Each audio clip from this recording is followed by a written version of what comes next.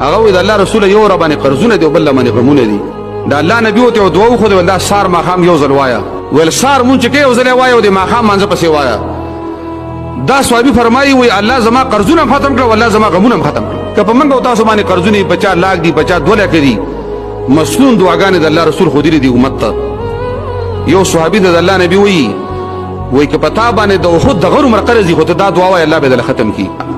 اللهم اكفني بحلالك عن حرامك واغنني بفضلك عمن سواك دا اسانه وسره پینځه ټکی وته خودل وته بیا فرمایل کده هو د غیر مرقرز پتاي الله به دا ختم کی اجر جمهور روایت ده چې هغه وته فرمایي که ستارسو مرقرزي دا بدن الله ختمي یو صحابي په جمعات کې ډیر ناسو